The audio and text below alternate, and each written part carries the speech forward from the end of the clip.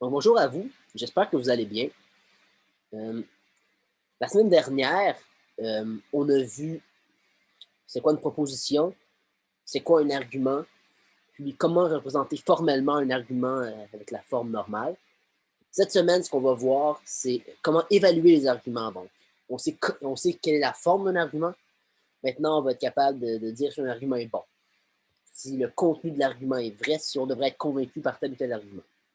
Donc, la partie vraiment intéressante qui s'en vient.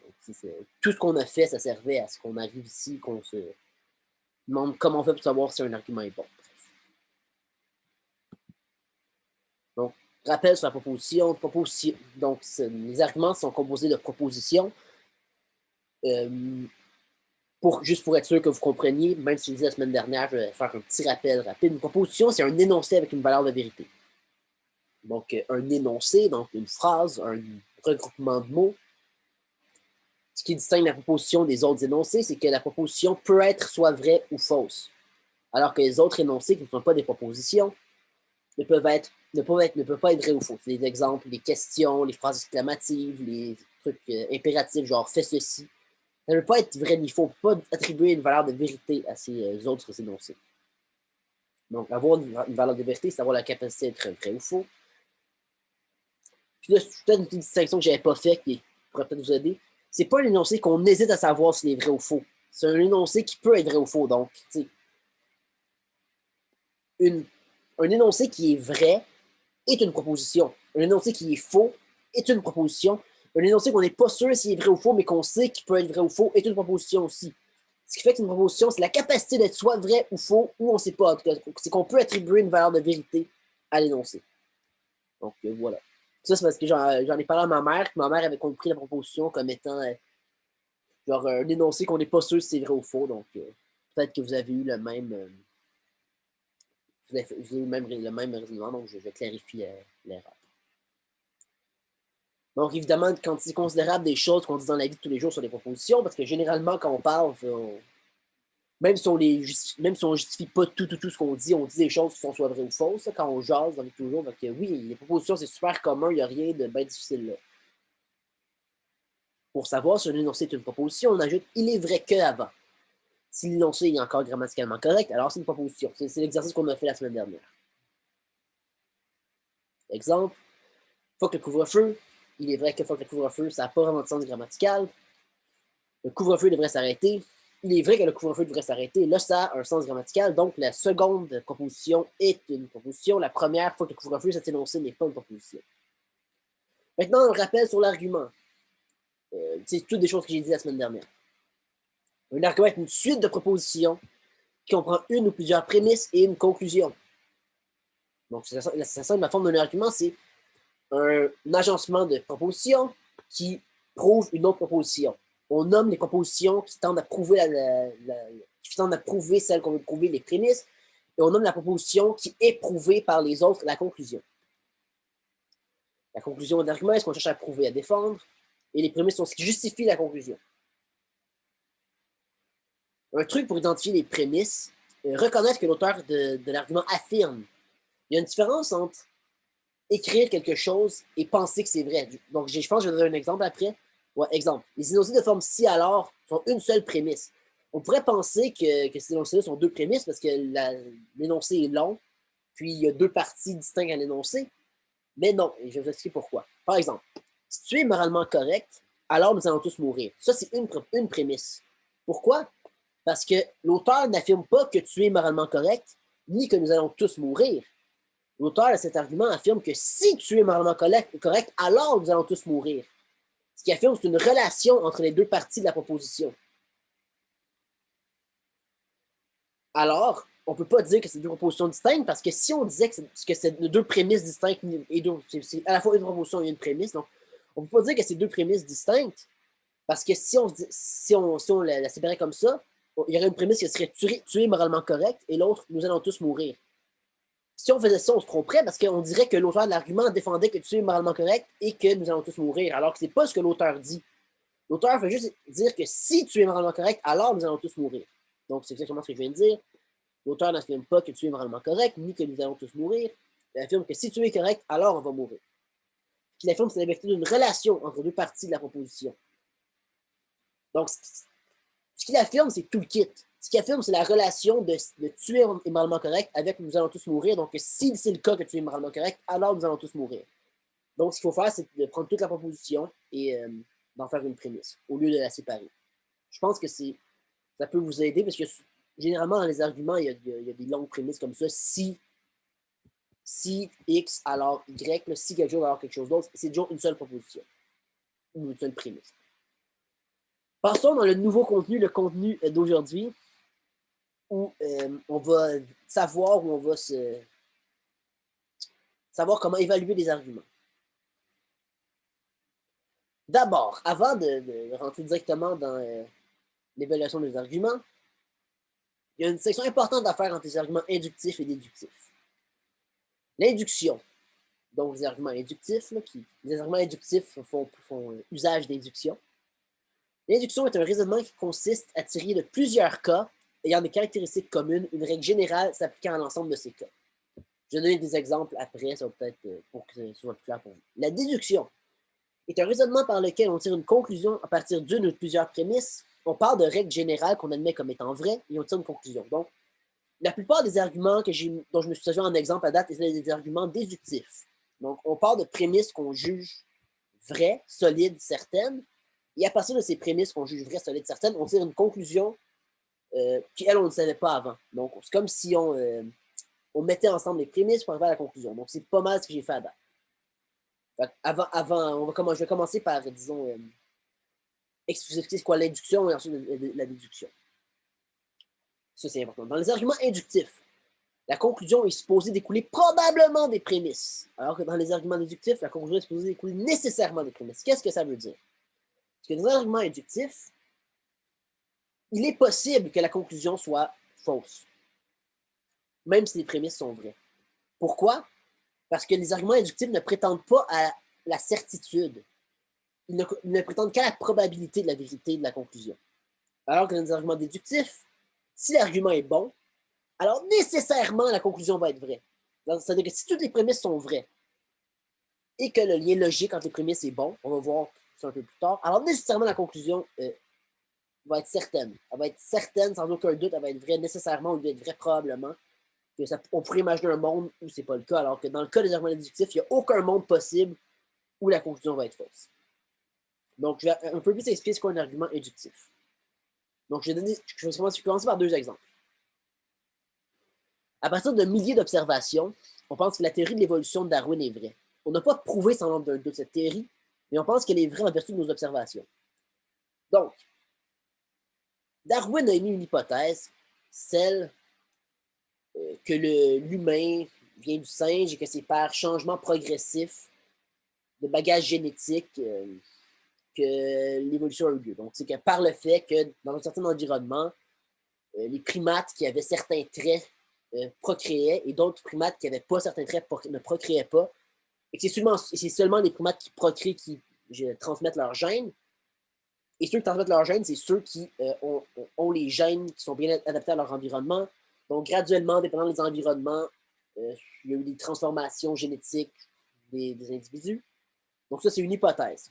Et ce qui nous permet de penser que c'est vrai, ce qu'on a observé dans plusieurs espèces, que ce soit de plantes, d'animaux, que factuellement, ce que Darwin a dit était vrai. Là. On a observé que c'est le cas. Puis Darwin lui-même, il n'a pas déduit logiquement la vérité de l'évolution. C'est par des observations sur des plantes qu'il a vu que, ben oui, c'est comme ça. Il y a eu comme des variations par le fait que certaines plantes étaient plus adaptées à l'environnement. Et comme, à partir de ces différentes observations, il a comme inféré une règle, le principe de l'évolution, qui expliquait le mieux ces différentes expériences et différentes observations. Or, ce qu'on peut dire de ça, c'est que au nombre d'observations qu'on a de la théorie de Darwin, on est assez sûr, on a une très bonne, on est assez confiant à la vérité de la théorie de l'évolution. Par contre, vu que ça se base sur des raisonnements inductifs, on n'est jamais totalement certain, parce qu'on n'est pas à l'abri d'une nouvelle observation qui réfuterait la théorie. Donc, voilà. Un autre exemple de raisonnement inductif, les sondages. En ce moment, dans la population, sur les résultats électoraux, par exemple, on peut se faire une idée des intentions de vote. Donc, ça, c'est avant, Vous êtes jeune, vous avez quand même vu quelques élections, je suppose, de votre vivant et comment les médias les couvrent. Il y a beaucoup de sondages avant les élections pour essayer de tâter le pouls de l'opinion du peuple sur qui ils vont élire. Et souvent, à partir de ces sondages, on va faire des pronostics. On va penser que tel gouvernement va être élu, tel autre ne le sera pas. Généralement, avant l'élection, on a une bonne idée de qui va être élu sur la base de ces sondages. Et cette conclusion, donc, qu'on pense que tel parti va être élu plutôt qu'un autre, cependant sur les sondages, c'est une conclusion qui est correcte, mais elle n'est que probable, elle n'est pas certaine. C'est possible que les sondages se trompent. C'est possible que toutes les personnes qui ont répondu quelque chose à un sondage changent d'idée. C'est pas impossible. Donc, c'est un raisonnement qui est probable, c'est possible, mais incertain. S'il y a eu des cas, par exemple, il me semble que l'élection de Justin Trudeau n'était pas prévue. Et puis, je ne sais pas si vous êtes un peu jeune, mais comme en 2010-2011, Jack Layton et le NPD, ils ont devenu l'opposition officielle au Canada. C'était vraiment pas prévu. Donc, il y a des occurrences que même si on pensait que ça n'allait pas être le cas en se basant sur les sondages, que dans la réalité, les gens votent différemment de ce qui est dit dans les sondages. Donc, bref, raisonnement inductif, en voici deux exemples. Des arguments où la conclusion est uniquement probable. Donc, les conclusions des arguments inductifs sont toujours uniquement probables, jamais certaines. Nous ne sommes jamais à l'abri d'une nouvelle observation qui viendrait réfuter une règle générale qu'on a observée. C'est ce que je viens de dire là.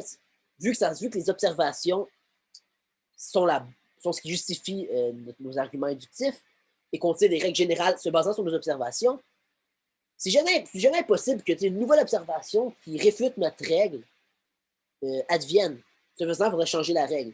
Et même s'il y a des milliards d'observations qui tendent à confirmer une règle, on n'est jamais totalement certain qu'il n'y a pas de nouvelle observation qui va venir la contredire. Donc, si demain, on se rendait compte qu'il y a une espèce d'animaux ou de plantes, quelque part, qu'on n'a pas vraiment observé, qui a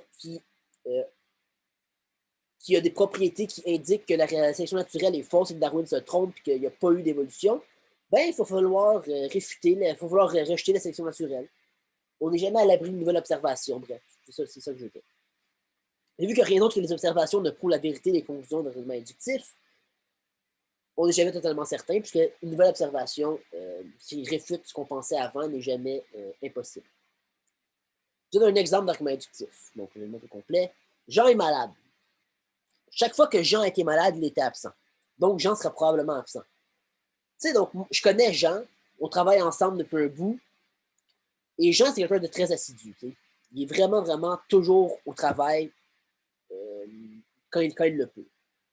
À chaque fois à date, là, à chaque fois que Jean était malade, il était absent. Donc, si je sais que Jean est malade, je peux penser que Jean sera probablement absent parce qu'à chaque fois qu'il est malade, il est absent. Par contre, c'est pas impossible que Jean soit malade et qu'il ne soit pas absent quand même. Cette fois-là, il change d'idée. C'est pas absolument impossible. C'est une tendance qu'on observe. Ça va probablement être le cas. C'est pas un mauvais raisonnement, là, puisque oui, probablement ça va être le cas.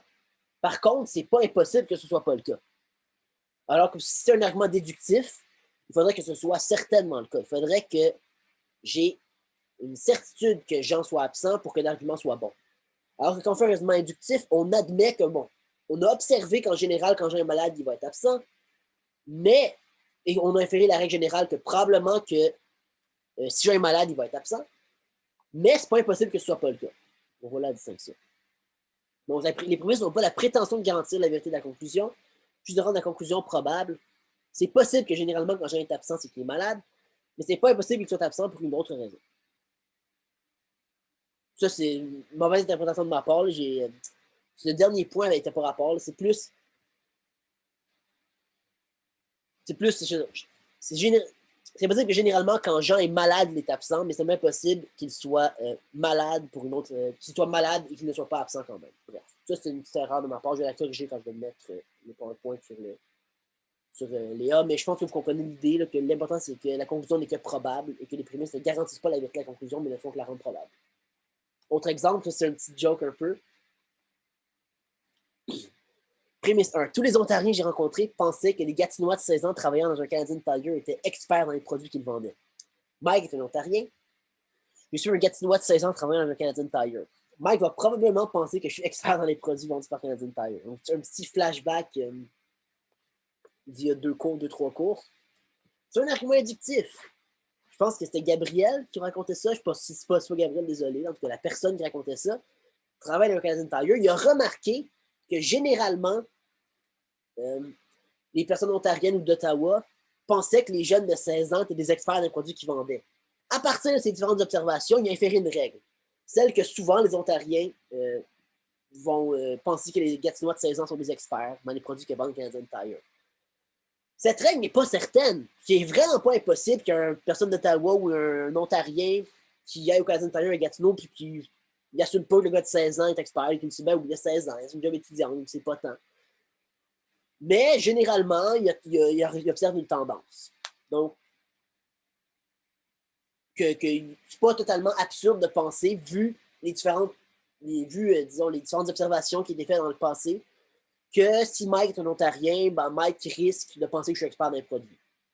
C'est sûr que c'est pas le meilleur argument inductif, là.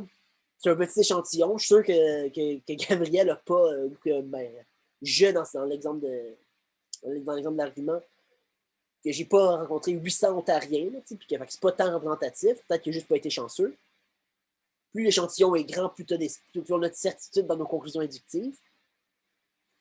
Et aussi, on peut penser aussi que c'est plus dû au hasard qu'à une réelle corrélation entre être ontarien et penser que les jeunes Gatinois de 16 ans sont des experts dans les produits vendus au Canadian Tire. Donc, c'est pas le meilleur argument inductif. Je suis pas sûr qu'il est tant convaincant, mais c'en est un.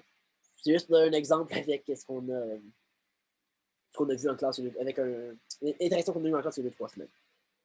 Donc, voilà. Les raisonnements inductifs ne sont pas des erreurs de raisonnement, mais il faut être prudent avec eux. Il faut être conscient qu'ils ne sont que probables.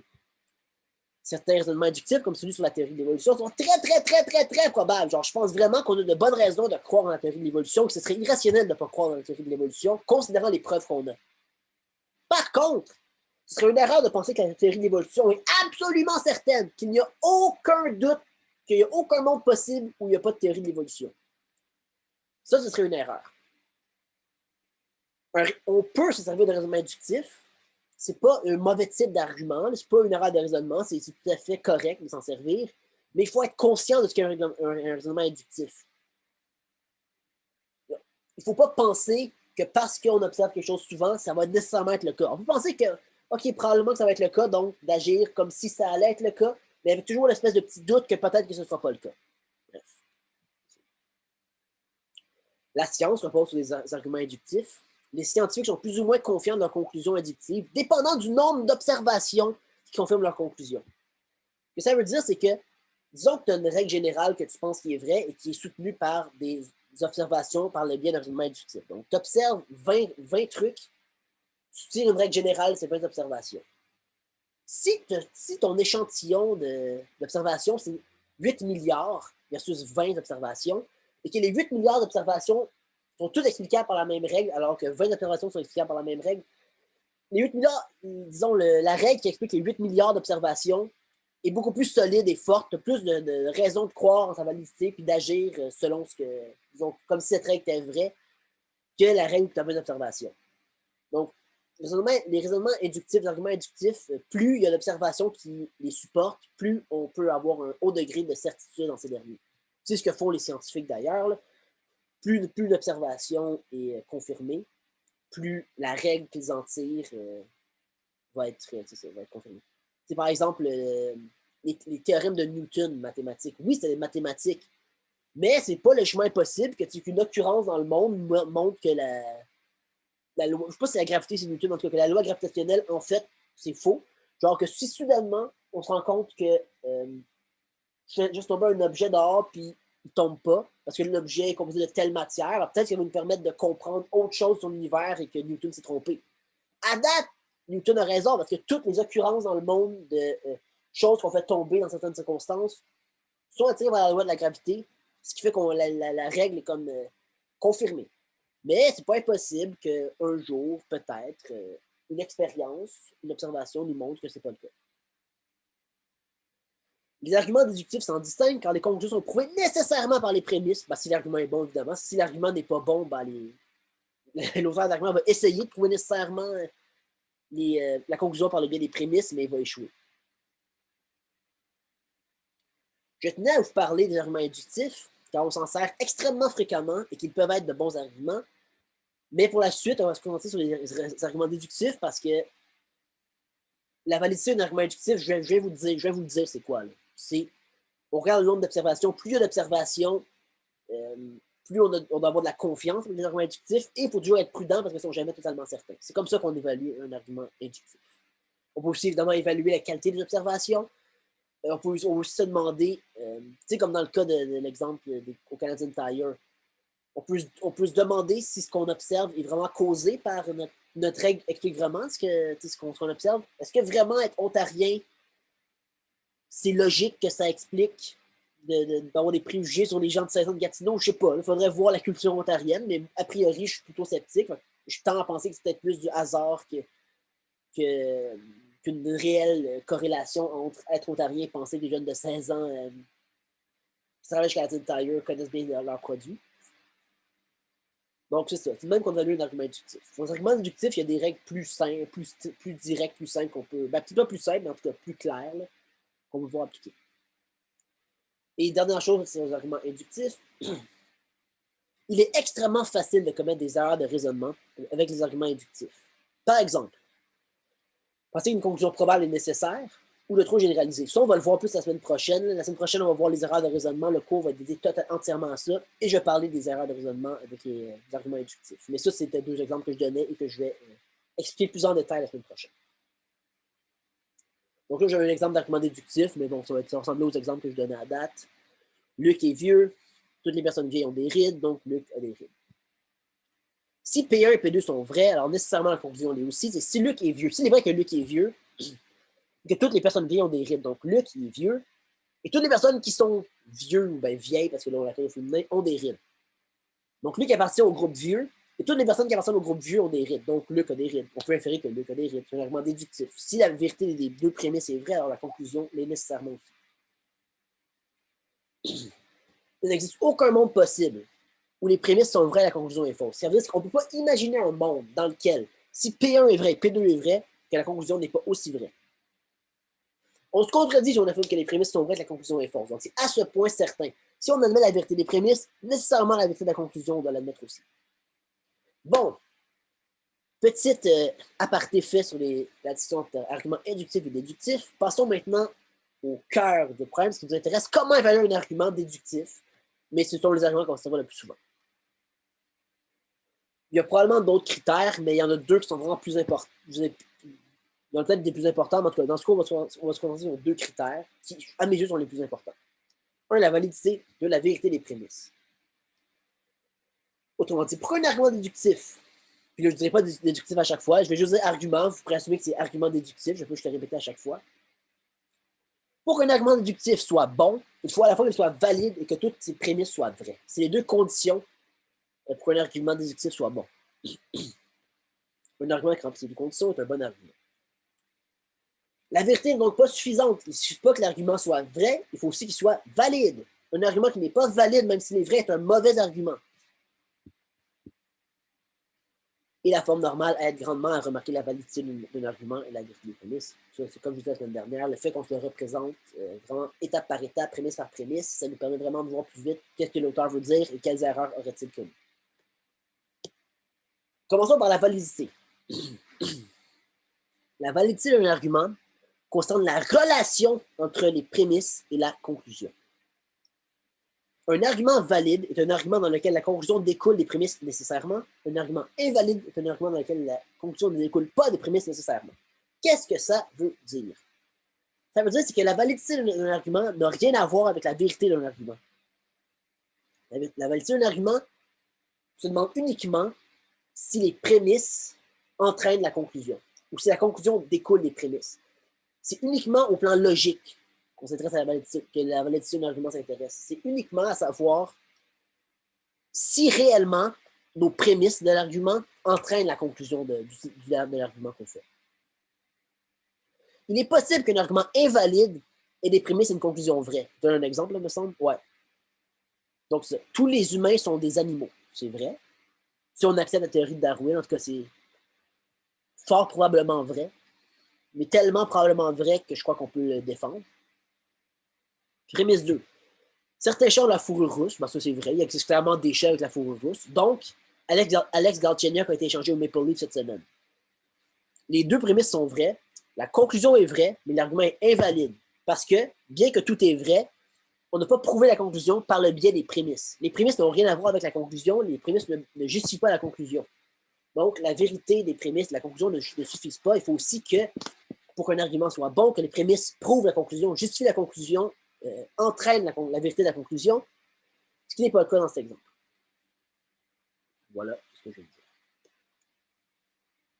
Ce qui importe, c'est que le contenu de la conclusion soit inférieur du contenu des prémices. Là, je vous donne le truc. Le truc pour savoir si un argument est valide est le suivant. Attention, il faut être attentif. Un argument est valide si et seulement si il est possible que la conclusion soit fausse. Il est impossible que la conclusion soit fausse si les prémices sont vraies. Qu'est-ce que ça veut dire, ça? Ce qu'il faut faire pour évaluer la validité d'un argument, c'est assumer que les prémices sont vraies, même si elles sont fausses. On va comme avoir la cherté intellectuelle envers l'auteur de l'argument. Mettons que les prémices sont vraies. Et là, on admet, OK, ces prémices sont vraies. Là, on regarde sa conclusion. Pour que l'argument soit valide, il faut que ce soit impossible que la conclusion soit fausse si ces prémices sont vraies. Donc, si on admet que ces prémices sont vraies, sa conclusion, on devrait admettre qu'elle soit vraie aussi. S'il est impossible que la conclusion soit fausse, ces prémices sont vraies, alors l'argument est valide. Sinon, c'est invalide. Je donne un exemple, je pense que ça va être facile à expliquer. Même moi, comme ça, sans exemple, c'est un peu conceptuel, j'ai de la misère à expliquer comme ça. Tous les chats sont bleus. The Undertaker, qui est un lutteur, est un chat, donc The Undertaker est bleu. Les deux prémices sont fausses et la conclusion est fausse. Par contre, si on admet la prémisse 1, que tous les chats sont bleus, et la prémisse 2, que Undertaker est un chat, alors nécessairement The Undertaker est bleu. Si on admet P1 et P2, il est impossible que cette conclusion soit fausse. Si tous les chats sont bleus et que The Undertaker est un chat, c'est impossible que Undertaker ne soit pas bleu. Parce que c'est un chat et que les chats sont bleus. C'est ça la méthode pour vérifier la validité d'un argument. Il faut supposer que les prémices sont vraies. Et là, on regarde la conclusion. Si les prémices sont vraies et que la conclusion est possiblement fausse, alors l'argument est invalide. Voilà. Il faut que si les prémices sont vraies, la conclusion soit nécessairement vraie. Donc, il faut que ce soit impossible que la conclusion soit fausse si les prémices sont vraies. Voilà. Cet argument est valide car si on accepte que tous les chats sont bleus, que The Undertaker est un chat, alors nécessairement The Undertaker est bleu. Il serait impossible que The Undertaker ne soit pas bleu si les prémices de cet argument sont vraies. Puis le fait que les prémices à la conclusion soient fausses n'enlève pas la validité de l'argument. Comme je disais, la validité ne traite pas de la vérité de l'argument, mais uniquement de la relation entre les prémices et la conclusion. Ces prémices prouvent cette conclusion, même si ces prémices sont fausses. Et donc, la conclusion est fausse aussi. Exemple d'argument invalide. Si Maxime a la COVID, Maxime est malade. Maxime n'a pas la COVID. Maxime n'est pas malade. C'est invalide, pourquoi? Parce qu'il est possible que la conclusion soit fausse, même si les prémices sont vraies. Imaginons un monde dans lequel j'ai l'influenza, mais pas la COVID. On va imaginer ça. Donc, est-ce que la prémisse 1 est vraie? Ben oui, elle est vraie parce que ça veut juste affirmer un lien entre le fait d'avoir la COVID et d'être malade. Donc, dans ce monde où j'ai l'influenza, mais pas la COVID, si j'ai la COVID, alors je suis malade. Donc, c'est vrai. P2, Maxime n'a pas la COVID. C'est vrai, j'ai pas la COVID, j'ai l'influenza. Donc, P1 est vrai, P2 est vrai. Donc, si on se rappelle de notre règle précédente, pour qu'un argument soit valide, il faut que si P1 et P2 sont vrais, la conclusion soit nécessairement vraie. Donc, il faudrait que nécessairement la conclusion soit vraie. Mais ce n'est pas le cas parce que je serais malade malgré tout, j'aurais l'influenza. Donc, cet argument est invalide. On voit qu'il existe un monde possible dans lequel les prémices sont vraies et la conclusion est fausse. Et si le monde possible existe, cet argument déductif est invalide.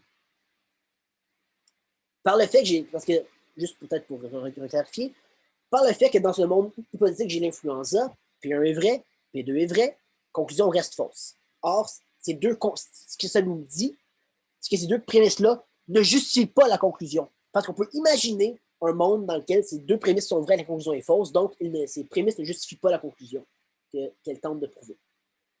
s'agit pas uniquement d'être vrai pour bien argumenter, il s'agit de prouver nos conclusions. Donc, l'argument est invalide, on peut imaginer un monde où la conclusion est fausse et les prémices sont vraies. Pour juger la validité d'un argument, il faut donc supposer que les prémices soient vraies et se demander s'il est possible que la conclusion soit fausse. Si c'est possible, alors l'argument est invalide. En ce sens, on pourrait dire que tous les arguments inductifs sont invalides, car il est toujours possible que la conclusion soit fausse, même si c'est ça, c'est vrai. C'est pour ça que je parle que des arguments déductifs, parce que oui, les arguments inductifs, si on prend les mêmes règles que pour évaluer un argument déductif, sont invalides, parce que c'est possible que la conclusion soit fausse, même si les prémices sont vraies, parce qu'on se rappelle que les conclusions sont juste probables. Donc, on peut imaginer un monde où il y a une nouvelle observation qui réfute notre règle, donc notre conclusion. Fait, pourquoi alors je parle des arguments inductifs?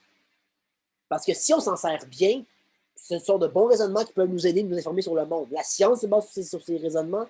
Parfois, c'est mieux qu'on peut avoir pour connaître le monde. Donc, c'est pas un raisonnement qui. Ce ne sont pas des arguments ou des raisonnements certains, mais ce peut être des arguments intéressants et probants. Et probants, c'est ce que je veux dire. Ce qui est important, c'est de savoir qu'on sert d'un argument inductif, qu'on sert d'un argument inductif. Donc, être prudent sur on n'est pas certain. C'est normal d'être plus exigeant dans la justification d'un argument déductif parce que les arguments déductifs prétendent prouver absolument la conclusion alors que ce n'est pas le cas des arguments inductifs. Donc, c'est pas un problème le fait que les arguments inductifs, que la conclusion des arguments inductifs peut être fausse même si ses prémices sont vraies. C'est pas du tout un problème parce que les critères pour juger la validité d'un argument inductif sont moins sévères que les critères pour juger la validité d'un argument déductif. Et que, comme je disais, il faut juste être prudent avec les arguments inductifs et être moins certain de leur conclusion. Mais comme j'ai dit, la validité n'est pas le seul critère permettant de juger la vertu d'un argument. Oui, c'est nécessaire qu'un argument soit valide pour qu'il soit bon, mais ce n'est pas suffisant. C'est une condition nécessaire mais pas suffisante. Ce que ça signifie, c'est qu'un argument invalide sera toujours un mauvais argument. Donc, c'est nécessaire. Donc, pour qu'un argument soit valide, pour qu'un argument soit bon, il faut qu'il soit valide. Mais que le fait qu'un argument soit valide ne veut pas forcément qu'il soit bon. Donc, il est possible qu'un argument valide soit mauvais. J'en ai montré un exemple tantôt avec l'exemple de Galchenyuk qui est changé. Là. Non, c'est pas ce que je voulais dire. Ouais, c'est ça. Non, c'est l'inverse. Ce que je voulais dire par là, c'est que il est possible qu'un argument valide, donc qu'un argument. Ça, c'est l'argument de The Undertaker. C'est l'argument de The Undertaker que je voulais dire ici. C'est possible qu'un argument soit valide, donc que la vérité des prémices entraîne la partie de la conclusion, mais qu'il soit mauvais parce que les prémices sont fausses. Donc, dans le cas de The Undertaker, c'est pas un chat, tous les choses sont pas bleus.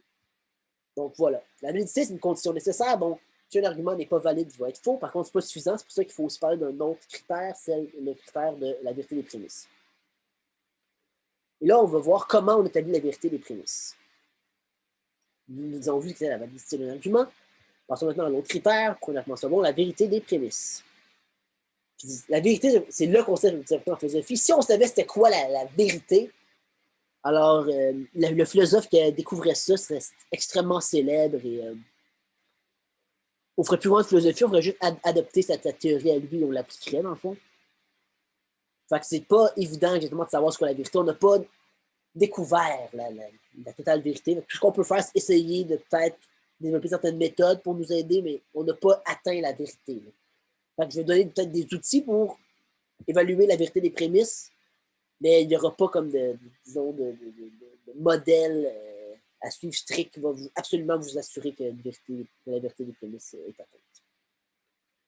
Non seulement il y a différentes conceptions de la vérité, comme j'ai dit, différents philosophes vont penser que la vérité, c'est différentes choses, mais en plus, il y a différentes sortes de propositions et donc de prémices. Et les différentes sortes de propositions vont avoir différentes justifications. Donc, s'il y a différents types de propositions, probablement que pour savoir si elles sont vraies, ces propositions, il va falloir avoir différents moyens de savoir si elles sont vraies. Alors, il n'y a pas comme une méthode pour vérifier la vérité des prémices. Je te rappelle, les prémices d'un argument sur les propositions, elles ont une valeur de vérité, c'est juste au cas où vous aviez oublié. Je parle vite. Relax. Donc, il n'y a pas un truc universel à appliquer à toute proposition, c'est ce que je viens de dire. En général, c'est du cas par cas. Prenez chaque prémisse individuellement dans un argument. Si vous devez mettre en situation d'examen. Vous avez un gros texte, je vous demande d'identifier les arguments dans le gros texte, les mettre en forme normale. et ensuite d'évaluer l'argument. D'abord, vous devez le mettre en forme normale, identifier les prémices et la conclusion. Ensuite, vous devez vérifier la validité de l'argument, regarder s'il est possible que les prémices soient vraies et que la conclusion soit fausse. Si c'est le cas, l'argument est invalide. Ensuite, vous prenez une prémisse, une à la fois, et vous vous demandez si les prémisses sont vraies. Généralement, ce que je pense que la meilleure méthode, c'est que vous allez le savoir directement. Là. Vous regardez la prémisse, oui, c'est vrai. Non, c'est pas vrai. Si vous avez des doutes, donc c'est la première chose à faire. Si vous le savez, ben, vous le dites direct. Là, ce que je vais faire, c'est que si vous avez des doutes, peut-être donner quelques méthodes qui peuvent vous aider. Donc, il y a deux types de propositions que je vais identifier. Il y en a probablement d'autres, mais c'est les deux plus fréquentes. Les propositions descriptives, qui tentent de décrire le monde. Les propositions normatives ou jugement de valeur. Pourquoi je parle de ça? C'est parce que les arguments, on se rappelle, sont composés de prémices et de conclusions. Les prémices et les conclusions sont des propositions. Donc, pour évaluer la vérité des prémices, il est intéressant de savoir quel type de proposition est la prémisse parce que si c'est une proposition descriptive, on ne peut pas évaluer sa vérité de la même manière que si c'est une proposition normative. Donc voilà. Une proposition normative, c'est un jugement de valeur. Je vais le définir plus en détail. La vérité des propositions descriptives.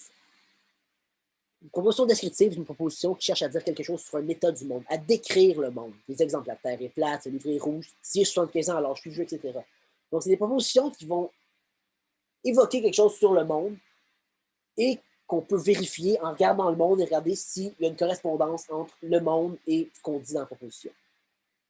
Donc voilà, la manière de vérifier ces propositions est simplement de voir si la proposition correspond avec la réalité. S'il y a correspondance entre ce qui est dit dans la proposition et le monde, qu'on peut connaître par nos sens. Pour voir s'il est vrai que ce livre est rouge, j'observe le livre. S'il est rouge, la proposition est vraie, sinon la proposition n'est pas vraie. On appelle cette conception de la vérité correspondance. Donc, ce qui assure la vérité d'une proposition, c'est la correspondance entre la proposition et le monde. Pour résumer, la plupart des propositions sont de ce type. C'est vrai que généralement, quand on parle de quelque chose qui est dans le monde, on essaie de le décrire, on essaie de dire quelque chose qui est dans le monde. Et pour savoir si c'est vrai, il faut voir si le monde est bien décrit par la proposition. Le monde, j'entends vraiment au sens large, la Terre, l'univers, ce qui est, voilà. Ce qu'on tente de décrire. Donc, il suffit de comprendre le sens de la proposition et de vérifier dans le monde ce que la proposition évoque en correspondance avec la réalité. Je pense que c'est assez simple pour les propositions descriptives. Pour les propositions normatives, une proposition normative est une proposition qui cherche à dire comment le monde devrait être. Donc, une proposition normative ne va pas essayer de dire, je sais pas, ce coussin a des motifs de fleurs. C'est descriptif. Ma proposition essaie de décrire ce qu'est ce coussin. Normative, ça va être des propositions qui vont essayer de dire comment le monde devrait être. Genre, les coussins ne devraient pas avoir de fleurs parce que c'est laid des fleurs sur des coussins. Donc, le but, ce ne sera pas de décrire, mais d'argumenter sur comment devrait être quelque chose. Contrairement aux propositions descriptives qui cherchent à dire comment le monde est. Et notez que je n'ai pas ajouté cette phrase dans la même que la première, parce que ça aurait été une mauvaise définition, ça aurait eu une négation dans ma définition, ce qui en ferait une règle d'une bonne définition. Je vous donne des exemples. Les propositions en morale ou en esthétique sont normatives. Donc, c'est vraiment les deux domaines où il y a le plus de propositions normatives, les propositions morales et esthétiques. Des exemples. Tu es moralement mauvais. Citizen Kane est un excellent film. La plateforme politique de François Legault est mauvaise. Donc, avec ces différentes propositions-là, ce qu'on fait, c'est qu'on évalue quelque chose. Donc, on dit que tu es mauvais. En regardant le monde, on ne peut pas voir que tu es mauvais. En regardant le monde, on peut voir l'acte de tuer. On peut voir, par exemple, on peut décrire l'acte que quelqu'un tue quelqu'un d'autre. Mais le fait que tu es mauvais, on ne le voit pas directement par nos sens. Il faut réfléchir à savoir c'est quoi être moralement mauvais. Pourquoi c'est moralement mauvais. Il ne s'agit pas juste de l'observer, contrairement aux propositions descriptives. Citizen Kane est un excellent film. Encore une fois, pour être descriptif, on a juste dire Citizen Kane est un film. Ben oui, c'est un film. Sorti en 1941, réalisé par Orson Welles. Je l'ai dans ma collection de Blu-ray. Je pourrais le prendre, le mettre dans mon PS4 et le regarder. Ce serait une description de la réalité. Par contre, on a dit que c'est un excellent film. En observant la réalité, on ne peut pas savoir directement que c'est un excellent film. Il faut avoir une conception de c'est quoi un excellent film. juste de l'observer, c'est le fait que moi j'aime, mettons, je regarde Citizen Kane puis moi j'aime ça. On pourrait dire une proposition descriptive qui est Maxime Bertium a regardé Citizen Kane et a passé un bon moment. Ou Maxime Bertium a regardé Citizen Kane et a adoré ça. Et a trouvé le film excellent même. Ce serait descriptif. On pourrait juste décrire mon ressenti. Par contre, dire que Citizen Kane est un excellent film, il ne faut pas juste décrire un ressenti de quelqu'un. On affirme que le film Citizen Kane a la propriété d'être excellent. Et en observant le monde, on ne peut pas savoir c'est quoi être excellent, être un excellent film. Il faut développer une conception esthétique de c'est quoi un bon film, avancer des arguments pour savoir c'est quoi un bon film. Donc, il ne s'agit pas uniquement de décrire la réalité. Même chose pour la plateforme politique de François Legault. On peut décrire la plateforme politique de François Legault. Donc, voici la plateforme politique de François Legault et la décrire au complet. Par contre, de dire qu'elle est mauvaise implique un jugement de valeur, implique une certaine conception de c'est quoi une bonne mesure politique, etc. Donc, par la simple observation du monde, c'est insuffisant. En observant le monde, on ne peut pas, avec nos sens, on ne peut pas voir avec nos sens que tu es moralement mauvais ou qu'un film est bon. Il faut faire une certaine conception de la morale, une certaine conception de ce qui est beau pour affirmer cela.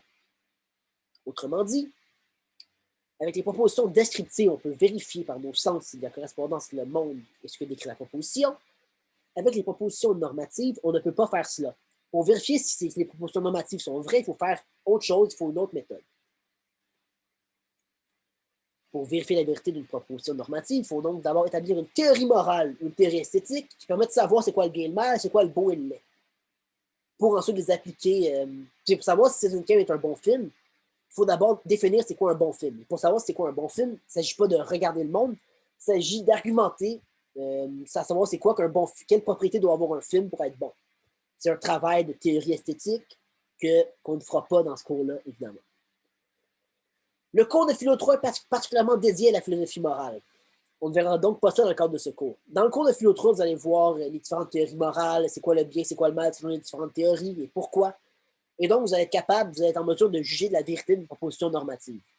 Dans ce cours-ci, si je vous expliquais ça, c'est comme si j'empiétais sur les plates-bandes de vos collègues. C'est un peu trop tôt. Et pour l'esthétique, malheureusement, vous ne verrez pas au cégep. Il n'y a pas de cours d'esthétique au cégep.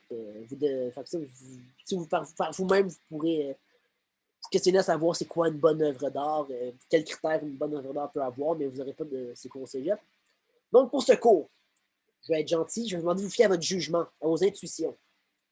Je pense que par vous-même, vous allez dire que la proposition tuer moralement mauvaise est vraie, que la proposition le vol est permissible est fausse. Donc, si dans un argument, vous avez une proposition normative, d'abord, il faut que vous soyez capable de l'identifier. Mais ensuite, pour savoir si elle est vraie, je ne donne aucun critère, fiez-vous à votre propre jugement. Je ne vais pas vous pénaliser là-dessus parce que ce n'est pas le cours de philo 3.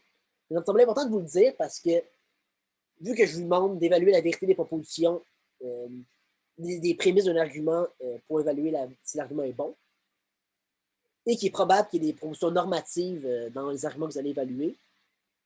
Alors, il me semble que c'est important que j'en parle et que je vous dise comment vous faites pour pouvoir les évaluer. Donc, c'est ça pour cette semaine. Non, il y a un petit résumé. Donc, c'est un petit résumé, ça peut peut-être vous aider. Il existe des arguments inductifs et déductifs. On va se concentrer sur des arguments déductifs plutôt pour évaluer la validité d'un argument. Pour les arguments inductifs, comme j'ai dit au début, c'est vraiment une question de nombre d'observations. Il faut toujours rester garanti que c'est que probable. Un bon argument déductif remplit deux conditions. Il est valide si ses prémices sont vraies. Un argument est valide si la vérité de sa conclusion découle de la vérité de ses prémices nécessairement. Ou il y a le fameux test. Est-ce qu'il est possible que les prémices soient vraies et que la conclusion soit fausse? Si c'est possible, l'argument est invalide. Donc, il faut qu'il n'existe aucun monde possible où les prémices soient vraies et que la conclusion soit fausse pour que l'argument soit valide. Il faut que les prémices justifient absolument la conclusion. C'est ça l'idée. Il faut que ce soit une contradiction de penser que si les prémices sont vraies, la conclusion est fausse pour que l'argument soit valide. Et la vérité des prémices dépend du type de proposition qu'est la prémisse. Si une proposition descriptive, elle est vraie, si ce que décrit la proposition est en correspondance avec la réalité, comme j'ai dit, avec l'exemple du livre rouge, la proposition sur le livre rouge est vraie uniquement si dans le monde, si ce livre qui est décrit par la proposition est bel et bien rouge, si elle est fausse, il est pas rouge. Si c'est une proposition normative, vous verrez dans votre cours de philo 3 comment savoir si elles sont vraies. Dans ce cours, je fais confiance à vos intuitions. Donc, c'est tout pour le cours. Je suis conscient que peut-être que c'est compliqué, mais comme d'hab, Je suis disponible à répondre à toutes vos questions. Vendredi, on va voir ça en détail. S'il y a des trucs qui ne sont pas clairs, je vais pouvoir tout répondre à toutes vos questions. Et voilà, donc je vais arrêter le partage. Et arrêter l'enregistrement. Donc à vendredi. Salut!